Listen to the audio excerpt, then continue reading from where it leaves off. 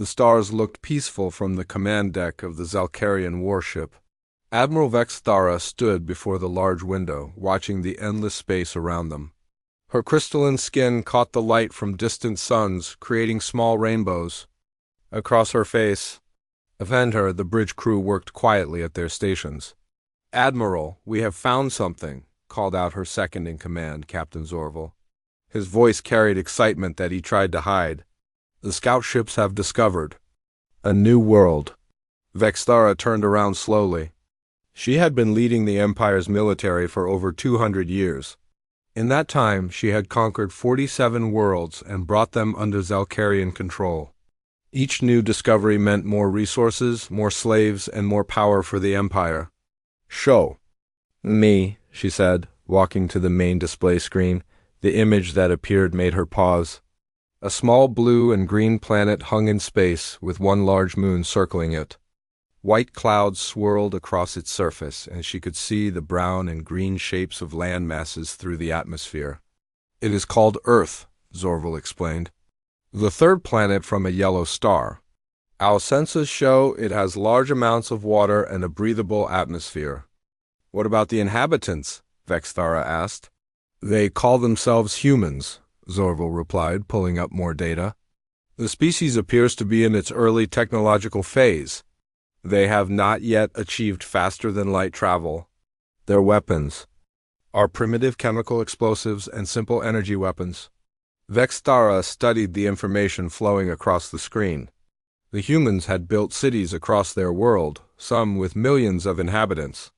They had developed basic space travel, with small stations orbiting their planet and moon. But compared to Zalkarian technology, they were like children playing with toys. "How many worlds do they control?" she asked. "Only one, Admiral. They have not spread beyond their home system." This surprised Vexthara. Most species the Empire encountered had at least tried to colonize nearby worlds. The humans seemed content to stay on their single planet, fighting among themselves instead of reaching for the stars. "Fighting among themselves?" she asked, noticing something in the data. "Yes, Admiral. They are divided into hundreds of separate nations. These nations often wage war against each other. Their military forces are scattered and uncoordinated." Vexthara smiled, showing her sharp crystal teeth. This would be easier than she had hoped. A divided enemy was a weak enemy. The Empire's standard conquest protocol would work perfectly. Here, far across the galaxy on a space station orbiting Earth's moon, Captain Jake Morrison was having a normal day. He sat in his command chair, drinking coffee and reading reports from the night shift. The Luna Defense Station was one of humanity's most advanced military outposts, but Jake knew how little that meant in the grand scheme of space. "Captain, we're getting some strange readings from the outer system," called out Lieutenant Amy Foster from her communications station. Her blonde hair was pulled back in a regulation military bun, and she wore the blue uniform of Earth's United Space. "Command, what kind of readings?" Jake asked, setting down his coffee cup. "Long-range sensors are picking up something big moving past Jupiter. It's not one of ours." Jake felt his stomach tighten. Humanity had been watching the stars for decades, hoping to find signs of alien life. Now that it might be happening, he realized how unprepared they were. "Sergeant Bradley, bring the station to alert status," he ordered, "but keep it quiet. No need to panic anyone yet." Sergeant Nick Bradley, a veteran of the Mars Colonial War, nodded and began working at his station. Warning lights changed from green to yellow throughout the station, and Jake could hear the hum of weapon systems coming online. "Any response to our communication attempts?" Jake asked Amy. "Nothing, sir." "Whatever it is, it's not answering our calls." Over the next few hours, more objects appeared on the sensors.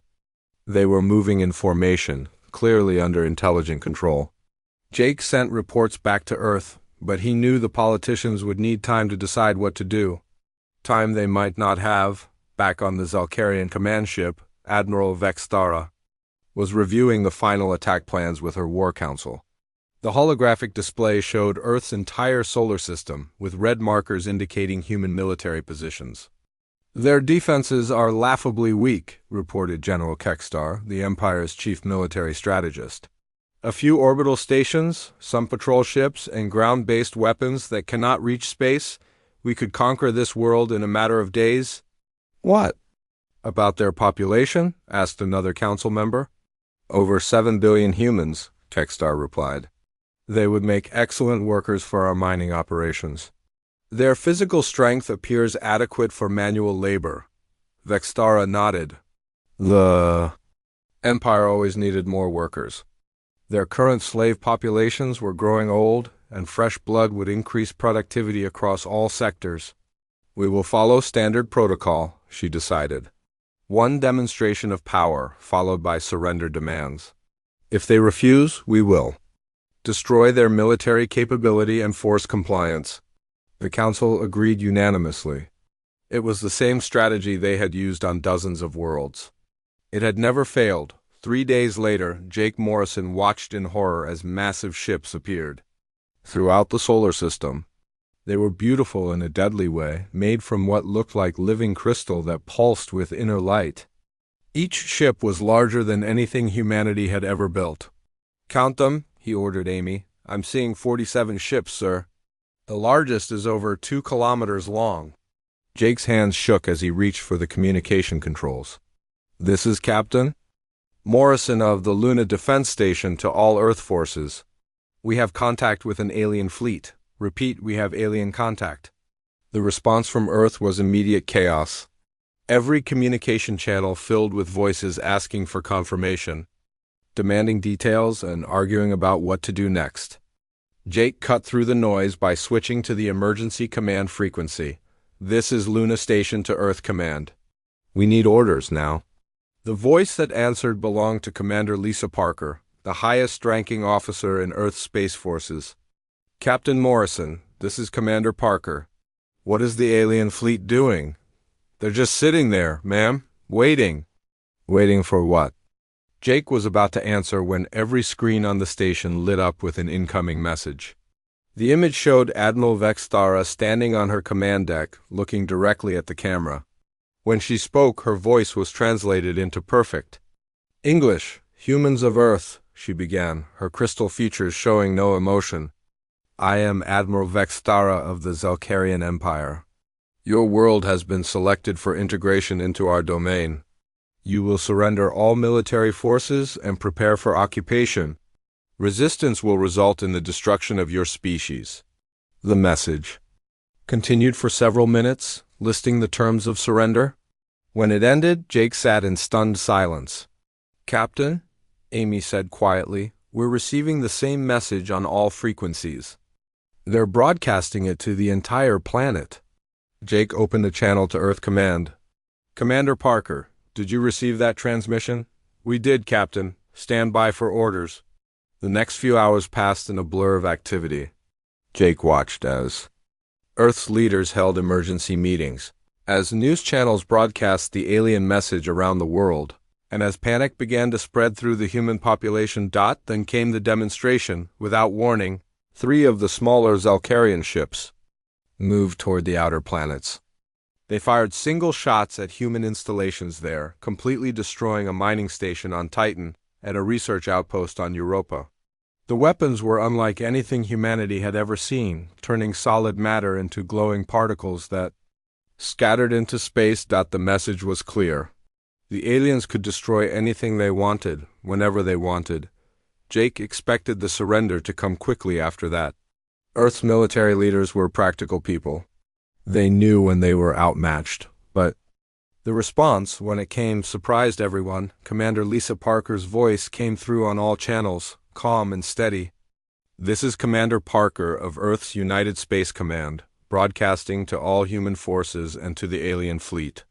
We have received your surrender demands. Here is our response. We do not surrender. We do not negotiate with invaders. We fight. Jake felt a chill run down his spine. Around him, his crew looked at each other with mixtures of fear and determination. They all knew what this meant. All stations, this is Commander Parker. We are now at war. Make them pay for every inch of space, every minute of time. Show them what humans can do when we're pushed too far. Jake looked out at the alien fleet. Then back at his crew, Amy was checking the weapon systems. Nick was coordinating with the other defense stations. They were scared, but they were ready. You heard the commander, Jake said. Battle stations. Let's show these aliens what they're dealing with. The war for humanity's survival had begun. 3 months had passed since the war began, and Admiral Vextara was growing frustrated.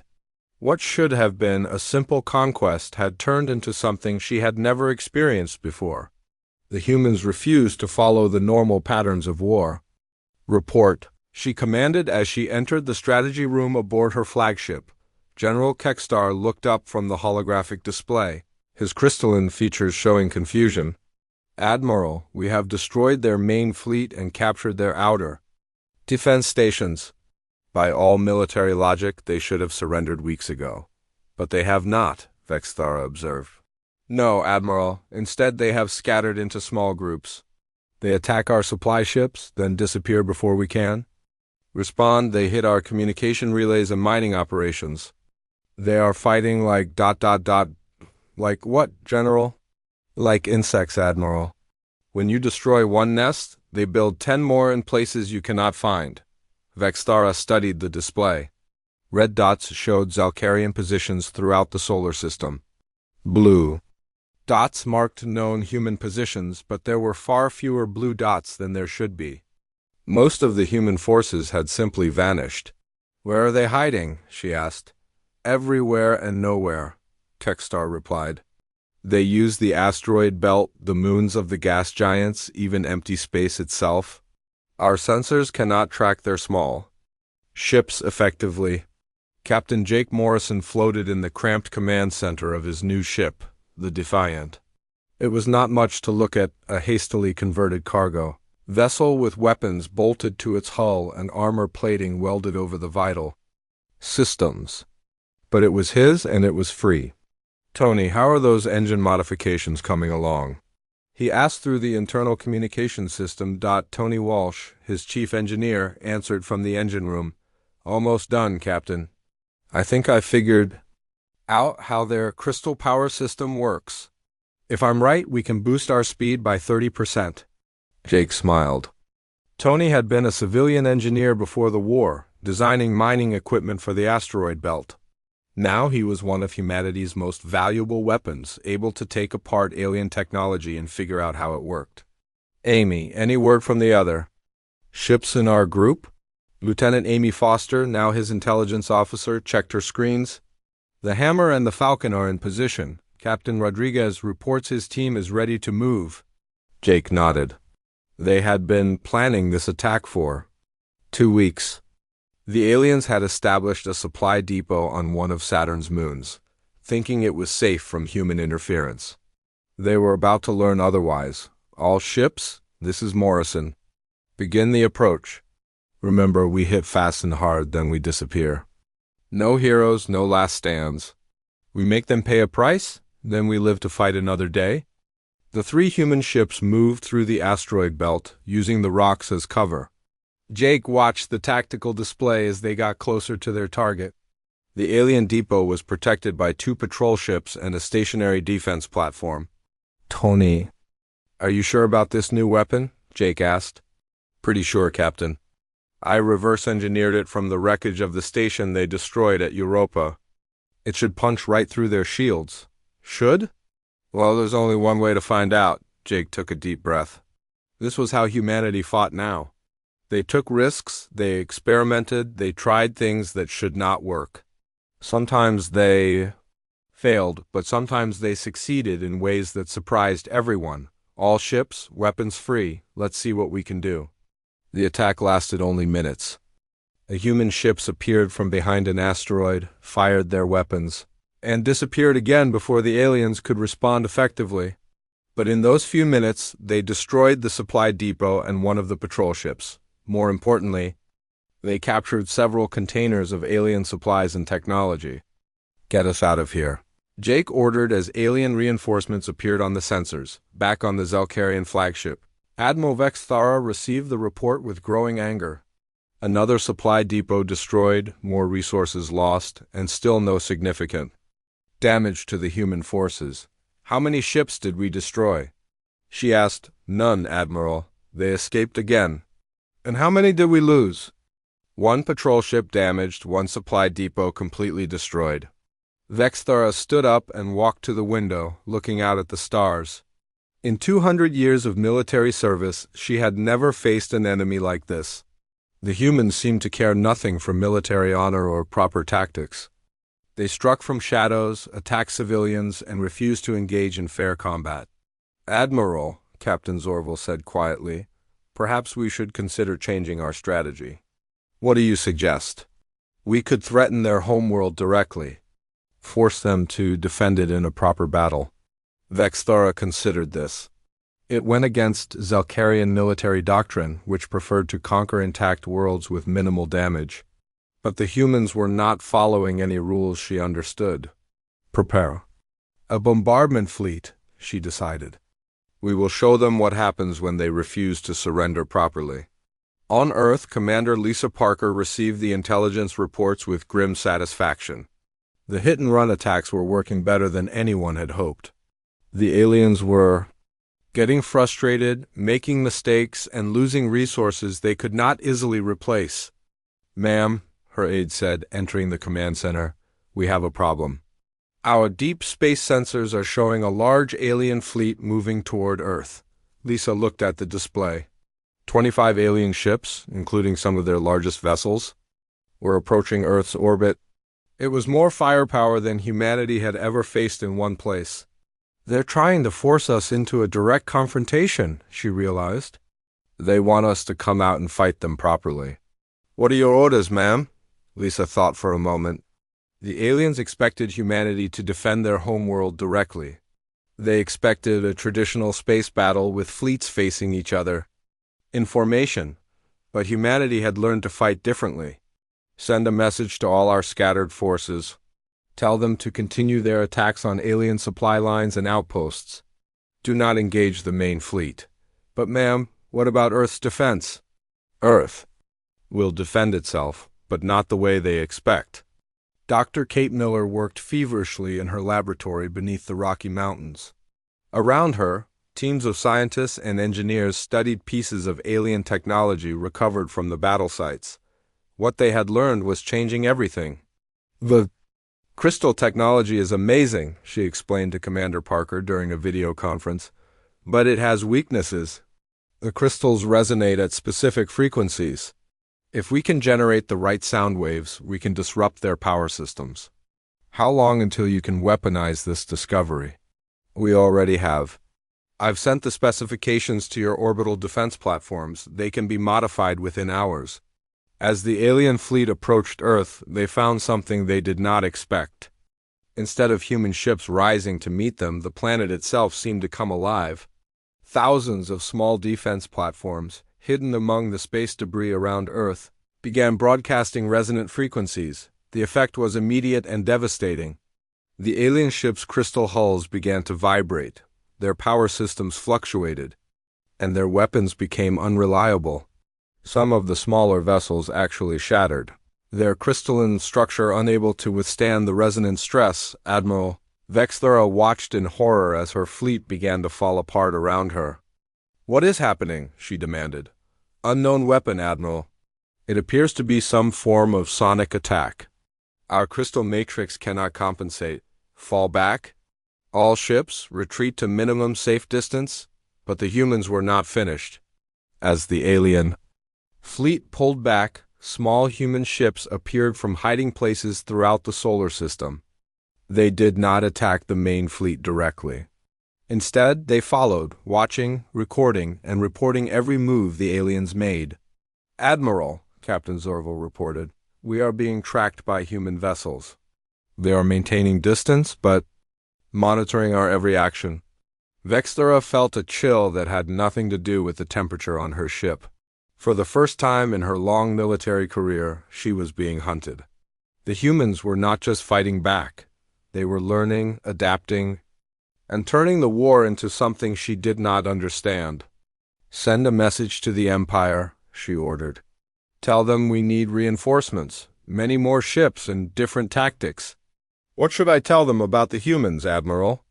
Vextara looked at the tactical display where small blue dots continued to track her fleet like predators following wounded prey. Tell them we have underestimated our enemy. Tell them the humans are not like the other species we have conquered. They learn from every battle, and they are teaching us to fear. As her message traveled back to the Empire, human ships continued their silent pursuit. The war was changing, and for the first time, the Zalcarians were beginning to understand that they might not win. 6 months after the war began, Major Ben Taylor floated in the command center of the captured Zalcarian battlecruiser. The ship was massive, nearly a kilometer long, and filled with technology that humanity was still trying to understand. But it was theirs now, taken in a daring raid that had shocked the entire galaxy. How many crew members did we capture? Ben asked his second-in-command, Lieutenant Carl Davis. 47 aliens, sir. They're all in the holding cells. Most of them seem to be in some kind of shock, Ben nodded. The Zalcarians had never experienced defeat before. Their empire had conquered dozens of worlds without ever losing a major ship. Now humans were walking through their most advanced warship, studying their secrets and learning their weaknesses.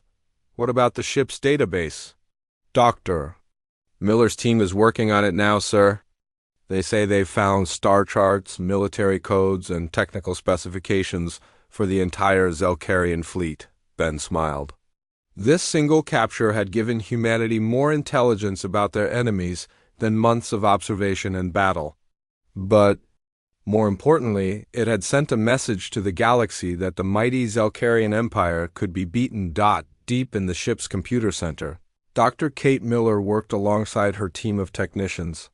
The alien computer systems were unlike anything human science had ever seen, but they were beginning to understand how they worked. The crystal matrix stores information in three-dimensional patterns, she explained to her assistant, Dr. Mark Johnson. Each crystal can hold as much data as our largest computer systems. What have you found so far? Military deployment records, supply routes, communication codes, and something even more interesting. Records of other species the Zalcarians have conquered. It looks like they rule over at least 20 different alien races. Mark looked up from his workstation. Are you saying there are other species who might help us fight the Zalcarians? I'm saying there are other species who might have good reasons to hate the Zalcarians as much as we do. Commander Lisa Parker stood in the main communication center on Earth, listening to reports from across the solar system. The war was changing in ways no one had expected. What had started as a simple alien invasion had become something much more complex. Ma'am, her communications officer said, we're receiving a transmission from the outer colonies. It's not from our forces. Put it through. The image that appeared on the screen showed a creature unlike anything humanity had ever seen. It was tall and thin, with gray skin and large dark eyes. When it spoke, the translation computers worked to convert its words into English. Humans of Earth, I am Kethmar of the Drachmuth people. We have heard of your war against the Zalcarian Empire. We offer our assistance. Lisa felt her heart skip a beat. First contact with a new alien species, and they were offering to help humanity fight the Zalcarians. Who are the Drachmuth? She asked. We were free people once, before the Zalcarians came to our world. That was 200 years ago. Since then, we have worked in their mines and factories, waiting for someone strong enough to challenge their rule. What kind of assistance can you offer? We know their weaknesses. We know where their supply bases are hidden. We know which of their subject species might join a rebellion. Most importantly, we know something the Zalcarians do not know we know. What is that? Their empire is not as strong as they pretend. Many of their conquered worlds are ready to rebel. They just need someone to show them it is possible. Lisa looked at the alien face on her screen. This was the opportunity humanity had been hoping for. Not just to win the war, but to transform it into something bigger. What do you propose? We propose an alliance. Humans and Drachmuth together, along with any other species willing to fight for freedom. We can coordinate uprisings across the Empire while you continue your attacks on their military forces. Admiral Vextara read the intelligence reports with growing alarm. The humans had not only captured one of her best ships, but they had also made contact with the Drachmoth and several other subject species. Rebellion was spreading across the Empire like a disease. How many worlds are affected? She asked her. Intelligence Chief. 17 worlds have reported civil unrest, Admiral. 3 mining colonies have stopped production completely. The Quillen refuse to operate their factories. And the humans? They continue their attacks on our supply lines, but now they are coordinating with the rebels. They provide weapons and technical support to the uprising forces. Vextara stood up and walked to the holographic display showing the entire Zelkarian Empire. Red warning indicators flashed on dozens of worlds. What had started as a simple conquest of one primitive planet had become a threat to everything the Empire had built. Admiral, Captain Zorval said quietly, the High Council is demanding explanations. They want to know how a single world has caused so much trouble. What do I tell them? The truth, Admiral. The humans are not like the other species we have conquered. They do not accept defeat. They learn from every battle, and they inspire others to fight. Captain Jake Morrison sat in the command center of his new ship, the Liberator. It was built from a combination of human engineering and captured Zelkarian technology. The ship was faster than anything either species had built before, and it was armed with weapons that used the aliens' own crystal technology against them. Captain, Amy Foster called out from her station, we're receiving a transmission from the Drachmoth fleet. They're ready to begin the coordinated attack. Jake nodded. The plan was ambitious beyond anything humanity had ever attempted. Instead of just fighting the Zelkarians in their own solar system, they were going to attack the Empire's home territory. Multiple human and rebel fleets would strike simultaneously at key targets across 3 star systems. All ships, this is Morrison. Operation Liberation begins in 5 minutes. Remember, we're not just fighting for Earth anymore. We're fighting for every species that have ever been enslaved by the Zelkarians. The attack began at exactly the same moment across the Empire. Human ships, supported by Drachmoth vessels and other rebel forces, struck at military bases, supply depots, and communication centers. The Zelkarians, used to fighting on one front, found themselves under attack everywhere at once. On the mining world of Kethvil, Drachmoth workers rose up against their overseers. Human-supplied weapons allowed them to capture the planetary defense systems and broadcast messages of freedom to other worlds. On the factory world of Quillos, the Quillen shut down production and seized the orbital shipyards.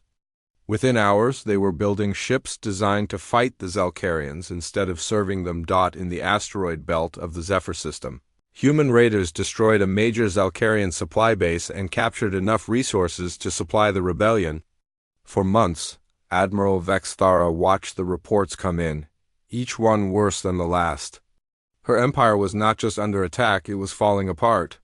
Species that had been conquered centuries ago were remembering what freedom felt like. Admiral, her communications officer reported, we're receiving a transmission from the human fleet. They're broadcasting on all frequencies. Put it through? The image showed Commander Lisa Parker standing in what looked like the command center of a captured Zelkarian ship. When she spoke, her words were translated into dozens of languages and broadcast across the Empire. People of the galaxy, this is Commander Parker of the Human Liberation Alliance. For too long, you have lived under the rule of the Zelkarian Empire. You have worked in their mines, built their ships, and fought their wars. Today that changes. She paused, looking directly at the camera. We are not conquerors. We do not seek to replace one empire with another. We seek freedom for all species, the right to govern yourselves, and the chance to build a better future. Together, the transmission continued, but Admiral Vextara had heard enough. She turned to her war council, seeing fear in their crystalline faces for the first time. The humans have done something no enemy has ever done before, she said quietly. They have turned our own empire against us. They have made our strength into our weakness. What are your orders, Admiral? Vexthara looked at the tactical display, where red indicators continued to spread across the Empire like blood spreading through crystal. Send a message to the High Council. Tell them we are no longer fighting a war of conquest. We are fighting a war of survival, and I am not certain we can win. As her message traveled through space, human and rebel ships continued their coordinated attacks. The Zalkarian Empire, which had seemed invincible just months before, was learning what it meant to face an enemy that refused to accept defeat. The tide of war had turned, and freedom was spreading from world to world like wildfire. The Zalkarian Empire was dying. General Rickstone stood on the command deck of the human flagship as it approached Zelkos Prime, the Empire's throne world. Around him, a massive fleet of human and rebel ships moved through space like a swarm of angry bees. 3 star systems were in open rebellion, and the Empire's military was scattered across dozens of failing battles. Sir, we're receiving surrender offers from 12 more Zalkarian outposts, reported Lieutenant Sarah Kim from her communication station. They're asking for terms. Rick looked at the tactical display. What had started as humanity's desperate fight for survival had become the largest liberation movement the galaxy had ever seen. 43 worlds had joined the rebellion. Dozens of species that had been slaves for centuries were now fighting alongside humans for their freedom. Tell them the same thing we tell everyone, Rick said. Lay down your weapons, release your prisoners, and prepare for occupation by liberation forces. Anyone who cooperates will be treated fairly, and if they refuse, then they learn what happens when you fight people who refuse to stay conquered. On Zelkos Prime, the Empire's capital, panic filled the crystal towers that housed the government. Emperor Zekthis stood in his throne room, looking out at the city below. For 1,000 years, his family had ruled the galaxy's most powerful empire. Now that empire was crumbling, and it was all because of one small blue planet that no one had considered important. Your Majesty, his chief advisor said, entering the throne room, Admiral Vexthara requests immediate audience. She says the situation is critical. More critical than it already is? The Emperor asked bitterly. When Admiral Vexthara arrived, she looked older than the Emperor had ever seen her. Her crystalline skin had lost its luster, and her movements seemed tired. Your Majesty, the human fleet will reach our system within days. Our outer defenses have fallen. Our subject species have turned against us. I must recommend immediate evacuation of the government. Evacuation? The Emperor's voice cracked with disbelief. You want me to abandon the throne world? The alternative is capture or death, Your Majesty? The humans have shown mercy to those who surrender, but they show no mercy to those who continue to fight. The Emperor walked to his crystal throne, running his hands over the smooth surface. His ancestors had sat on this throne for 50 generations. The idea of abandoning it felt like betraying everything his empire stood for. What went wrong, Admiral? How did we lose to one primitive world? Vexthara considered the question carefully. We underestimated them, Your Majesty. We thought they were like all the others. We thought they would accept defeat and serve us quietly. Instead, they fought back, and they taught everyone else to fight back too. Dr. Kate Miller worked frantically in her laboratory aboard the human command ship. Around her, teams of scientists prepared what they hoped would be the final weapon of the war. The discovery had come from studying the deepest levels of Zalkarian technology, finding a flaw that even the aliens did not know existed. Are you certain this will work? Asked Dr. Mark Johnson, checking the weapon's power systems. The mathematics are perfect, Kate replied. The Zalkarians built their entire civilization around crystal technology. Every ship, every building, every communication system uses the same basic crystal matrix. If we can generate the right frequency pattern, we can cause a cascade failure across their entire network. And that means? It means every piece of Zalkarian technology in this star system will stop working at the same time. Their ships will lose power, their weapons will fail, and their communication systems will go dark. Mark looked worried. What about the crystal technology we've been using in Our own ships? We've modified ours to be immune to the frequency. The rebels have done the same.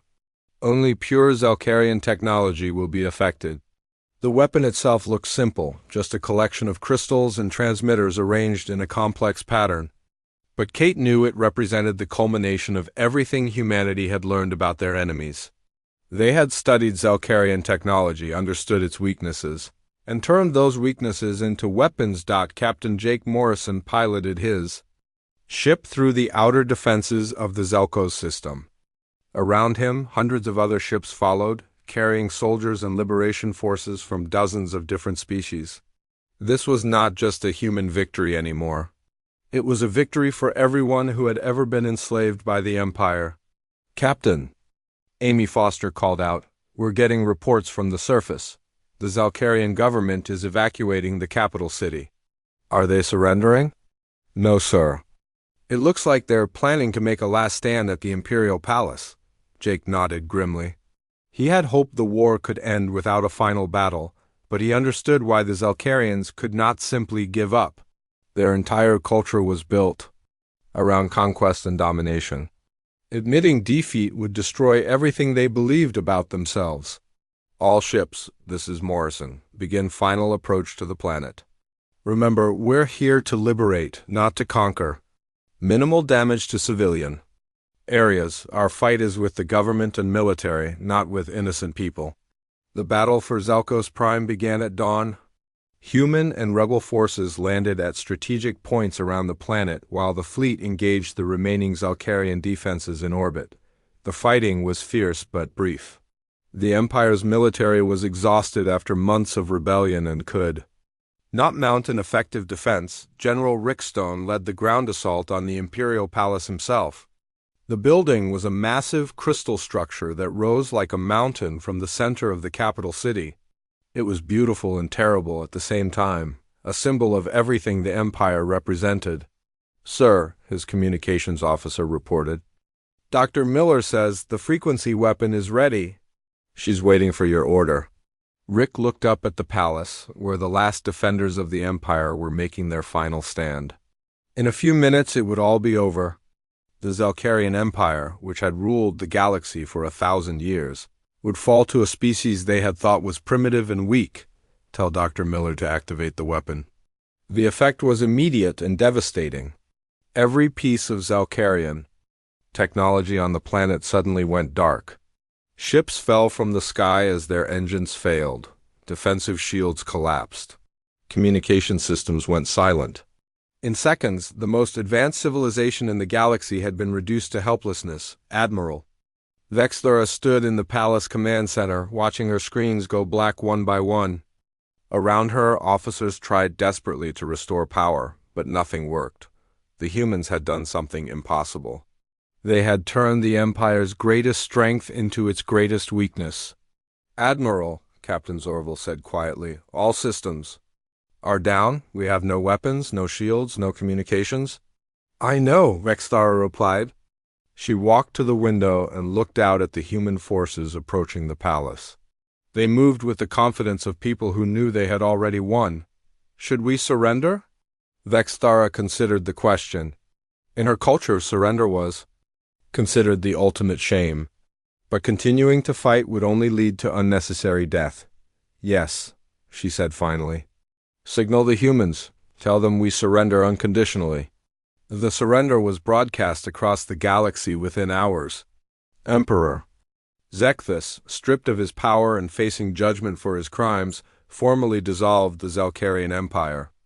Admiral Vexthara personally handed over the codes to the Empire's remaining military forces, but the most important moment came when Commander Lisa Parker stood in the Imperial throne room, surrounded by representatives from dozens of liberated species. She did not sit on the crystal throne. Instead, she ordered it to be dismantled. "There will be no new empire," she announced. "No single species will rule over others. From today forward, every world will govern itself. Every species will be free to choose its own destiny." The cheers that followed could be heard throughout the palace. The Zalcarian Empire was dead, and in its place something new was being born. Something based on freedom instead of conquest, cooperation instead of domination. Rick Stone watched from the balcony as celebrating crowds filled the streets below. Humans, Drachmeth, Quillen, and dozens of other species danced together in the streets. Children who had been born into slavery were seeing freedom for the first time. "Sir," his aide said, approaching with a communication device, "we're receiving reports from across the galaxy. The remaining Zalcarian forces are surrendering everywhere. The war is over." Rick smiled, but he knew the hard work was just beginning. Winning the war had been difficult, but building a lasting peace would be even harder. Still, as he watched the celebration below, he felt confident that it could be done. The galaxy was free, and humanity had kept its promise. They had reduced the Empire to ashes, but from those ashes, something better was growing. 5 years had passed since the fall of the Zalcarian Empire. The galaxy was a very different place now. Where once there had been conquest and slavery, there was cooperation and freedom. The Galactic Liberation Alliance had grown from a wartime necessity into a permanent organization dedicated to protecting the rights of all species. Admiral Jake Morrison stood on the observation deck of the Alliance headquarters, a massive space station built in the neutral zone between the former Empire's territories. Below him, ships from dozens of different worlds came and went, carrying diplomats, traders, and scientists. It was exactly what Commander Parker had envisioned when she dissolved the old Empire. "Admiral," his aide said, approaching with a data pad, "the monthly reports are ready for your review." Jake took the pad and scrolled through the information. Food production was up on the former slave worlds. Trade between species had increased by 300%. Most importantly, there had been no major conflicts for 18 months. "Any word from the Outer Rim survey teams?" Jake asked. "Yes, sir. Captain Rodriguez reports they've made first contact with 3 new species. All peaceful so far, but they're requesting diplomatic support." Jake nodded. Humanity had learned that the galaxy was much larger and more complex than anyone had imagined during the war. New species were being discovered regularly, and most of them needed help adapting to a galaxy where freedom was the rule rather than conquest. On the world that had once been called Zelkos Prime, now renamed New Hope, Dr. Kate Miller walked through the laboratories of the Galactic Institute of Technology. The building had once been the Emperor's Palace, but now it was a place where former enemies worked together to advance science for the benefit of all species. "Dr. Miller," called out her research partner, Dr. Vorth, a reformed Zalcarian scientist, "the new crystal resonance project is showing promising results." Kate smiled as she approached the workstation. Working alongside former enemies had been strange at first, but she had learned that most Zalcarians were not evil, just misguided. By their Empire's culture, Dr. Vorth had become one of her closest friends and most trusted colleagues. "What have you discovered?" she asked. "We can use the same crystal technology that powered their weapons to heal damaged organs and repair genetic defects. The medical applications are extraordinary." Kate looked at the data on the screen. The irony was not lost on her. The same technology that had been used to conquer worlds was now being used to save lives. It was a perfect example of how the galaxy had changed. "Have you tested it on volunteers from different species?" "Yes, and the results are consistent across all biological types. This could revolutionize medicine for everyone." In the military training facilities on Mars, General Rick Stone watched as young recruits from across the galaxy learned to work together. The Alliance Defense Force was not an army of conquest like the old Zalcarian military. It was a peacekeeping organization, trained to protect the innocent and stop aggression before it could spread. "General," his training coordinator said, "the new class includes representatives from 47 different species. They're adapting well to the integrated training program." Rick watched as a young human worked alongside a Drachmeth engineer to solve a tactical problem. Nearby, a group of former Zalcarian warriors taught defensive techniques to recruits from newly discovered worlds. It was exactly what the Alliance had hoped to achieve. "Any discipline problems?" Rick asked. Minor cultural misunderstandings, but nothing serious. The universal translator improvements have helped a lot. Dr. Miller's team really outdid themselves. With that project, Rick smiled. The early days after the war had been difficult. Different species had very different ideas about cooperation, leadership, and conflict resolution. But slowly, they had learned to work together. The key had been remembering that they all shared the same goal, preventing any future empire from rising to threaten their freedom. Admiral Vexthara sat in her small office on the research station. Orbiting New Hope, she wore the simple gray uniform of a rehabilitation supervisor, not the ornate crystal armor of her former rank. Her job now was to help other former Zalcarian military officers adapt to life in a free galaxy. "Vexthara," said her assistant, entering the office, "we have a new group of former officers arriving today. They're from the outer territories, and they're having trouble accepting the new reality." Vexthara sighed. She understood their confusion. For most of her life, she had believed that the strong had the right to rule the weak. It had taken months of working with human counselors to understand how wrong that belief had been. "I'll speak with them personally," she said. "Sometimes hearing from someone who was once where they are now helps them understand." The hardest part of her new life was not the loss of status or power. It was the guilt. Every day she thought about the worlds she had conquered, the species she had enslaved, the lives she had destroyed in service to the Empire. But the humans had taught her that guilt could be transformed into purpose. She could not undo the past, but she could help build a better future. At the Alliance headquarters, Commander Lisa Parker, now Secretary General of the Galactic Liberation Alliance, reviewed the latest intelligence reports. Most of the news was good. Trade was flourishing, scientific cooperation was advancing rapidly, and conflicts were being resolved through diplomacy rather than warfare. But there was one report that concerned her. Deep space scouts had detected signs of another aggressive civilization beyond the outer rim. Early indications suggested they were even more militaristic than the Zalcarians had been. "Ma'am," her intelligence chief said, entering the office, "we've confirmed the reports from the outer rim. There's definitely another expansionist empire out there. They call themselves the Hegemony, and they've already conquered several worlds." In the far sectors, Lisa studied the preliminary data. The pattern was familiar: rapid conquest, enslavement of local populations, and expansion toward more populated areas of the galaxy. It was the Zalcarian Empire all over again, but potentially worse. What's their estimated strength? Unknown, but they appear to have significantly more ships than the Zalcarians ever did. Their technology is different too, biological rather than crystalline. Our experts think they might be immune to the frequency weapons that work so well against the Zalcarians. Lisa leaned back in her chair. Part of her had hoped that the galaxy could enjoy a long period of peace after the Liberation War. But she also knew that freedom was something that had to be defended constantly.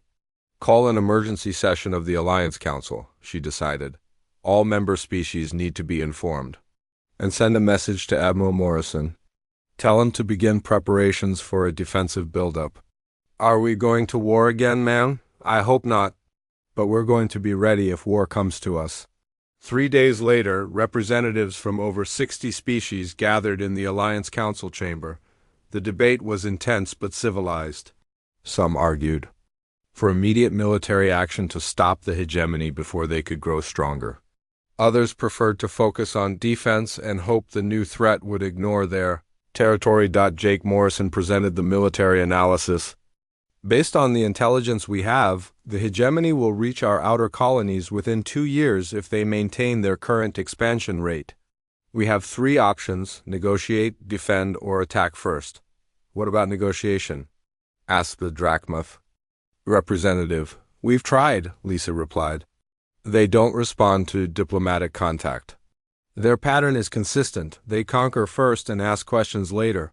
The debate continued for hours, but eventually the decision was unanimous.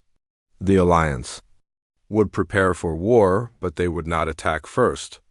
They would build up their defenses, protect their member worlds, and hoped that the hegemony would reconsider when they saw the strength of free peoples working together. As the council session ended, Jake found himself standing once again on the observation deck, looking out at the stars. Amy Foster, now his chief of staff, joined him. "Thinking about the old days?" she asked. "Thinking about how much has changed," Jake replied. 5 years ago we were fighting for our survival, now we're preparing to defend an entire galaxy. You think we can do it again? Jake considered the question. The Alliance was stronger than humanity had ever been alone. They had better technology, more ships, and the combined knowledge of dozens of species. But most importantly, they had something the old empire never had. They were fighting for something worth preserving. "Yes," he said finally, "we can do it. Because we're not just defending territory or resources, we're defending the idea that all species have the right to be free." A few days later, the Alliance broadcast a message to the approaching hegemony. The transmission was sent on all frequencies and in every known language. The message was simple and direct. "We are the Galactic Liberation Alliance. We are not an empire. We do not seek conquest or tribute. We are free peoples working together for the common good. We offer friendship to those who come in peace." The message paused, then continued with words that would become famous throughout the galaxy. "But if you come as conquerors, if you seek to enslave the free, you will learn what we taught the Zalcarians. Attack us, and we will reduce your empire to ashes. But from those ashes we will build something better. We will build freedom."